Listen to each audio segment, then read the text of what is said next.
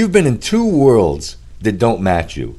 The academia world, where people are always talking in theory and all that, and they're not in the real world sometimes, and you did very, very well in that world.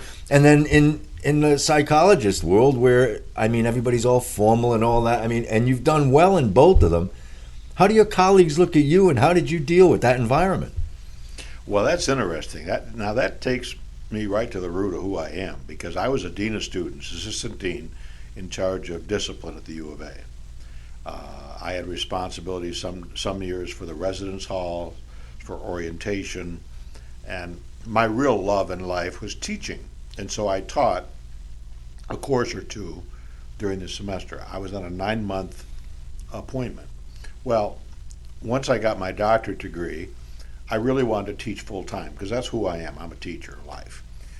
And the politics at the university between administration and faculty at any university is always interesting. Mm-hmm. Long story short, they slammed the door in my face and said, "Drop dead, we don't want you." So I left the university in 1981. I remember the conversation in 1982. I said, "Honey, I don't know how this is going to shake down, but I think we're going to be okay," because I had just done my income tax. And my income went up 10 times in 1 year once I left the university. Looking back, that was the right thing for me to do. But you talk about my professional life as a psychologist behind closed doors with people. The first thing I made it clear to anybody who came and saw me is, hey, listen, if you're here for some long-term, make you feel better through life experience for a year, you're at the wrong place. But you tell me why you're here. If it's your marriage, if it's your kid, it's yourself, I'm going to roll up my sleeves, and you're going to roll up your sleeves too. And we're going to work, and I'm going to point you in the right direction. I'm going to give you some things you can think about, and you can reject them, you can accept them, or you can modify them, because I can't run your life. Now, I had a guy on the internet the other day. He was really just whining, might be there. He's a 33-year-old man who's going nowhere in life. Okay? Now, my website is birthorderguy.com. And people write in, they'll tell you way too much information about their life, to tell you the truth. But anyway, this guy is whining about how unfair life has been, and he's not getting where he needs to be. And I shot back to him. I said, give me 3 things that you could do differently this week. He gets back to me with more whining. And I showed it to one of my kids, and I said, honey, let me show you how this works. I've asked this person, just give me 3 things they can do different, okay? And they shoot back just more whining. They don't give me even one thing they can do different. This is a person who's treading the water of life. They're in the deep end of the pool. And I come by and say, hey, when are you going to get moving? Hey, doc, what are you, stupid and blind? You can't see? Can't you see I'm moving my arms and I'm moving my feet? I said, yeah, but you're not going anywhere. Now, there's a guy who's destined to go nowhere in life until he figures out that he has the wherewithal within him, Jim, to do the changing. He couldn't give me 3 things he could do different. There are people who would pay a guy like you, and not like you, but someone in your profession, if they have the money, to just have someone listen to them whine, right? I mean, absolutely. There's enough of that, and they'll want to. They don't really want to be fixed. They want, to me, make yourself more interesting. And regular people will sit and listen to you. Yeah. You're gonna, I always, simple rule, Doc, and I know you're the same way. I always put myself in the other person's position, always. So if I say, well, why is Valerie want to be with me? What is she telling her friends? What makes her feel good about being with me? Why would someone want my show on something? Why would Jess want to work with me? And if you do that enough, it's not easy, because sometimes you don't like the answers you're getting, right? But you realize that you have to change that. Oh, you know what? I just spent the whole day never asked Jess what's going on in her life. I got to make sure tomorrow I ask her. That's all. I mean, common sense, right? A lot of it is common sense. And I remember somebody was being critical of me, and they said, oh, all you're doing is using common sense. And I said, well, thank you very much. I appreciate that compliment. This is not rocket science, Jim. Now, there's people who are watching us who've been abused, who've been used. I feel for you.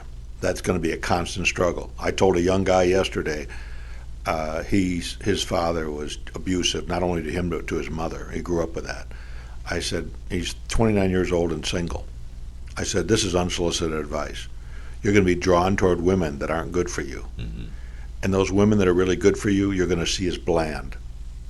Do yourself a favor and give those bland, I'm not so interested in that woman, a second look. I would go out of my way to date people who are not initially attractive to you for whatever reason. And he said, wow. Go against his human nature. Yeah, because he's negatively imprinted to go that way. I've written a book called What a Difference a Daddy Makes, and about daddies and daughters, and the subtitle is The Indelible Imprint a Dad Leaves on His Daughter's Life. And the publisher and I had a big fight. Talk about a fight. I don't fight very often, but I fought on that one. And I said, they didn't like the word indelible. They said it's too strong of a word. I said, have you read the manuscript? Well, no, we haven't read the manuscript yet. I said, read the manuscript. The word is indelible. And now I'm writing a book that comes out next fall called What a Difference a Mom Makes in Her Son's Life. That's next up. But when you have that negative imprinting, it's tough. So I'm not here to say that life is easy for everybody. Life's tough. The question is, are you going to sit there and whine about it, or are you going to do something about it? That's the question. And there are different levels of tough. My mom died when I was 8 years old. That wasn't tough. You know why? I mean, it was tough, obviously, but not to the level of a divorce, because I never saw my mom and dad fight. So I grew up believing in marriage and not thinking it was okay to call each other names and do all that stuff. I had friends who had a so-called nice upbringing, but their parents divorced, and they were clearly more troubled. So, and they used to give me sympathy, and I said, I don't need the sympathy, I'm fine. My mom loved me. I have vague memories of when I was little, But getting out of that is so difficult to do. By the way, we are posting birthorderguide.com as in chat if you guys want to see some of the websites here with the doctor. The new teen, let me get into the teen thing for a couple of minutes. Yeah. Because it's just so hard. My son right now is 14, and it's hard to gripe with a kid with straight A's at basis, right? Nice, polite kid, the Well, kid. people should know that's the top school. If you're in the school, I couldn't get in that school if I tried. Yeah, me either. I was in consumers mathematics, and Nancy went to the store with $1 to buy 4 apples and came home with 25 cents. How much were the apples? That's final exam stuff. Yeah, this is pretty intense. And he's polite and all that. But he's a teenager, so he's never spoken back or any of that. But what he does do is that sort of mope around, talk slow kind of teen. So Valerie or I will say, my daughter will say something. James doesn't want to play with me or something. We'll say, he's a teenager. And he gets so offended that we call him a teenager and stereotype. But there's something they go through. I mean, even the good kids. What should people watch out for during the teen years? And let me ask you this too. It's not mandatory that they're going to be yelling at their parents, right? If Valerie didn't, I didn't to my parents. How much do you accept and do? Well, he's a teenager, and how much do you not accept? You have to realize you're the parent of the kid, number one. Let me show you what a teenager's life is like. This is a line of the teenager. It looks a little bit like a seismograph on a bad day in Southern California. It's up, it's down. Mom, what are we having for dinner tonight?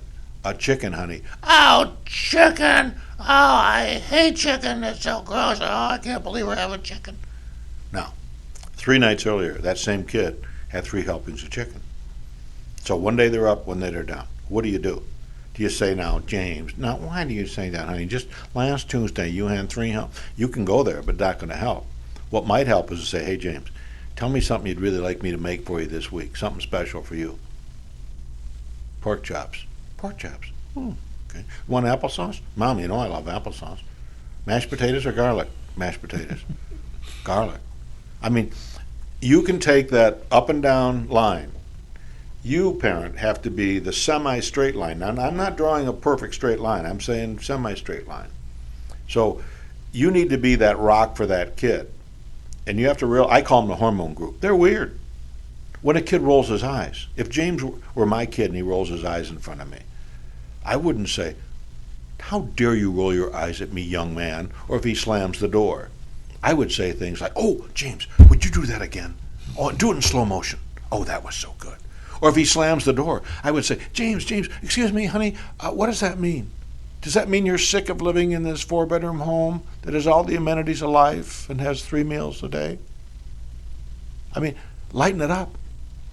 He's your kid. They go through this metamorphosis where they don't even want to admit they have a parent. You could be driving them to school, and there's some kids on the corner. He says, Dad, stop right here. Let me out here. He doesn't want to admit he's got a dad some days. It's part of what being in the hormone group's all about. So you need to be that semi-straight line that takes things as they come. Your kid's always going to have those teachable moments in their life. You got to hold them accountable. Your kids, I mean, I know your kids have done well in life. They're going to do well in life. They're on autopilot, quite frankly. Mm-hmm. We've been lucky. So pretty soon, those goals and those aspirations that parents have for their kids become part of who the kid is. So when a kid brings home great grades from a school like your school, holy crow, I'm so impressed with that. What do you say to a kid? Oh, we are so proud of you. I'm calling Aunt Martha right now and telling her. Well, that's one way of handling it. A better way of handling it is say, wow, looks like all that work you've done, James, is really paying off. I mean, for those of you who are driven for self-esteem for your kid, James did the work. Hey, James, I'll bet that makes you feel good inside. There's the difference. There's the encouraging parent. I call it giving your kid vitamin E. The praising parent says, oh, we hold you in such high esteem because you got good grades. Is that really true? Is that really true? No, you love your kid no matter what. You just need to encourage your kid without praising and they can take it from there. I'll give you a story, and I'm going to have to change the names to protect the innocent in the schools. But my son started at Basis, and my daughter started at a slightly easier school. She got real ahead of the class real fast. I called her in the room, and I said, you're just as smart as your brother. Who's telling you that you don't have to wouldn't you like people to say, James and Samantha get these great grades at this school? Or do you want to say, well, oh, she's creative? Or she's, and she said, no, I'd like that and everything. I said, can you get these grades? And she said, yeah. She's in Basis getting the grades. So it's funny what you can do to your kids if you're not careful and say, well, you're the smart one, you're the athletic one, or how about branding the kids? And the other half of that study just came out yesterday, doctor, saying that kids in middle school where they sell fattening foods don't necessarily get fat because they're selling fattening foods. I mean, we try to control everything with these kids, right? I mean, what do you believe in that? Should we get to the point where we should put legislation up so that close down McDonald's because kids crazy. Don't have willpower? People sue McDonald's because they have a fat kid. You know, I mean, it's just crazy. We're so over the top on that kind of stuff, Jim. I just roll my eyes at that. I mean, I always tell parents, who brings the crap in the house? Pardon the expression. Okay? Who brings it home? Who does the shopping? The kids aren't out at Safeway. The kids aren't in Costco shopping. You're the one that brings home all the stuff. So you can monitor a lot of what kids eat in a very natural way by just not bringing some of that stuff around. So again, you teach by example. You don't overdo things. You have a balanced way of looking at life. You have positive expectations for your kids. They tend to live up to those expectations. People say, I love your books because they're so real. I said, well, how do you suppose I get my material? I stand outside a Safeway, and I watch Mom going in Safeway.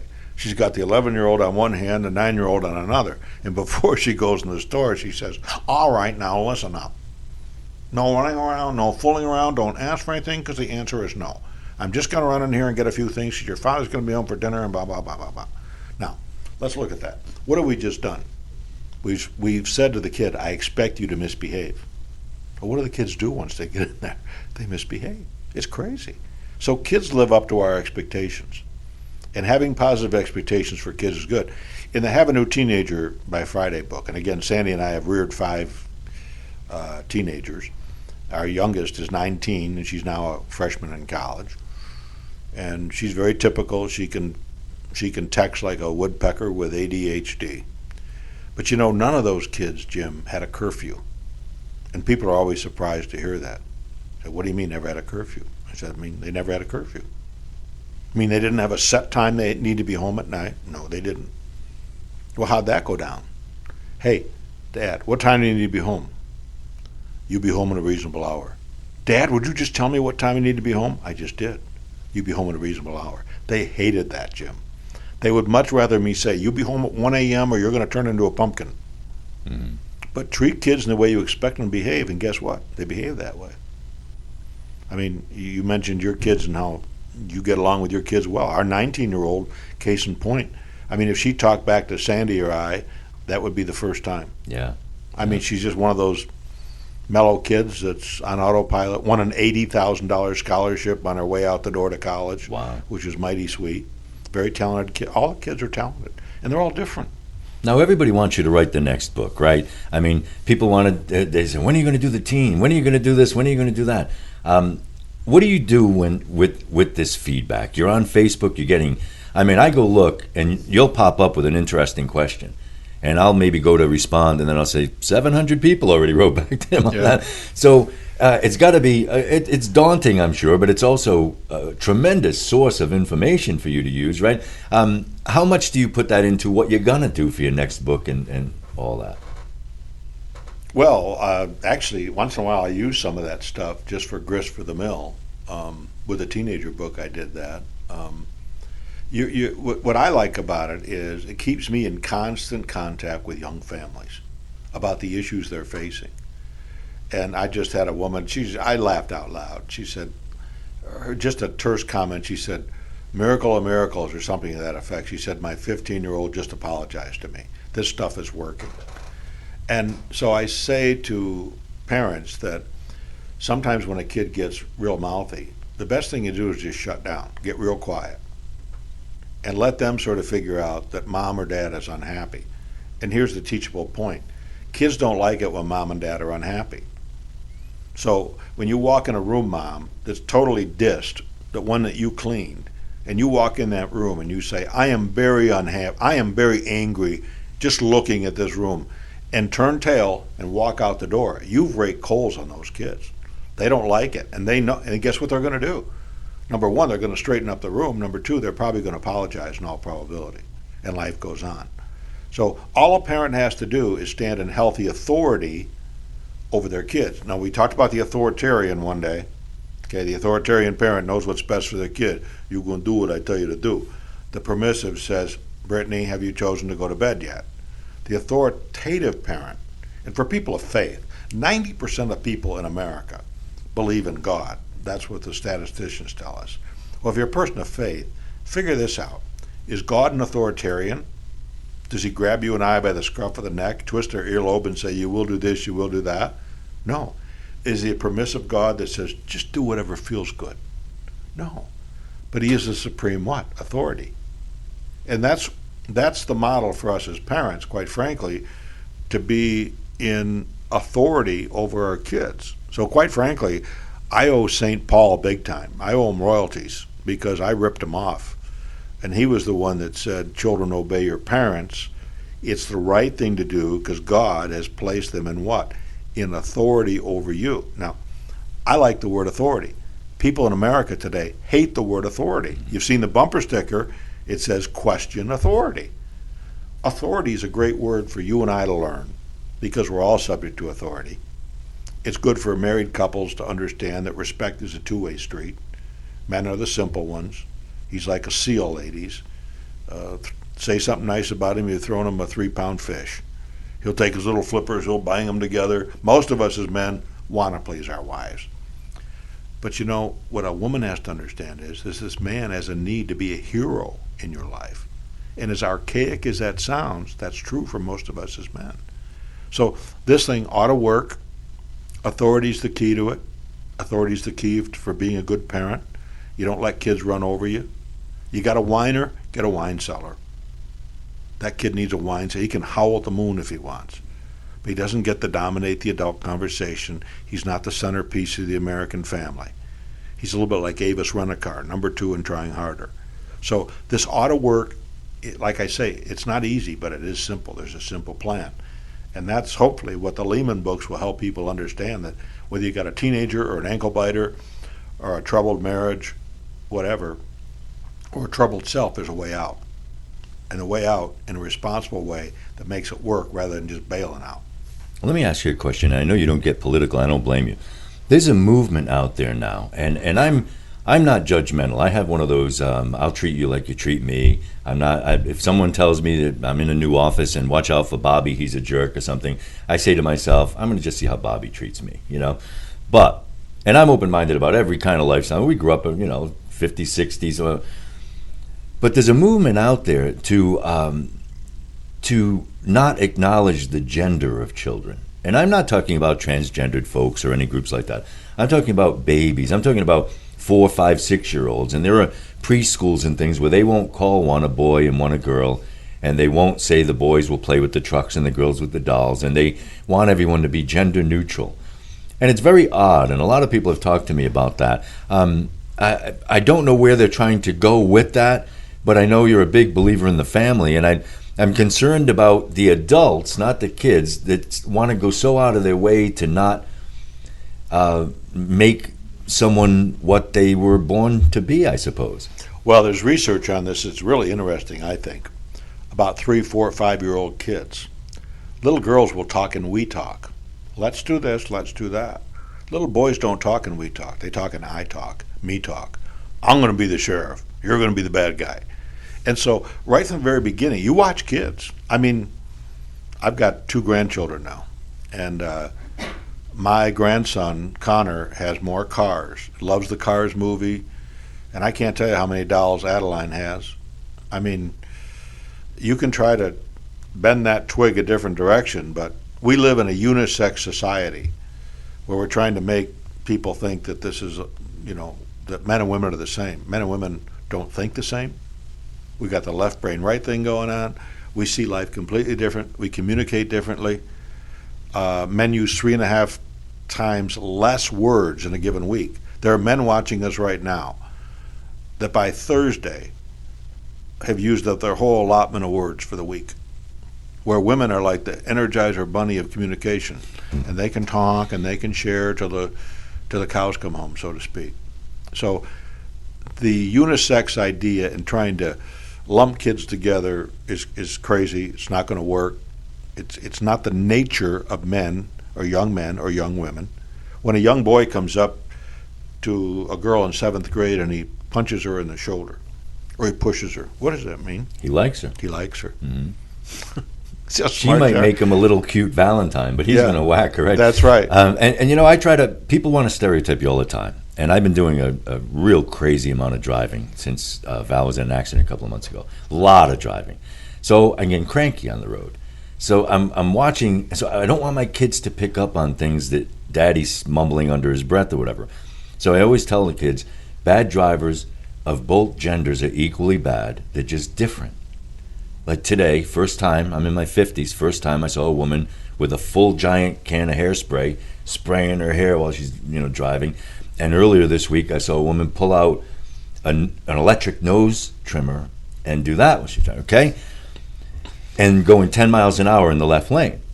The guy is weaving in and out of traffic going 80 miles an hour in a 20-mile-an-hour zone, just as dazed and dangerous in a different way. So the kids get mad. I'll say, I don't even realize I'm saying it, Doc. I'll say, come on, lady, move out of there. And my daughter will say, how do you know that's a lady? I'll say, oh. And then we drive by and it's a lady. Oh, yeah. Well, because we all do dumb things in different ways. But you're saying from birth, there are trends that you see. Women multitask, and that's what they do. Right. And they don't, I always say, that woman can drive just as good. Look at the race cars that are female race drivers, and they're fantastic.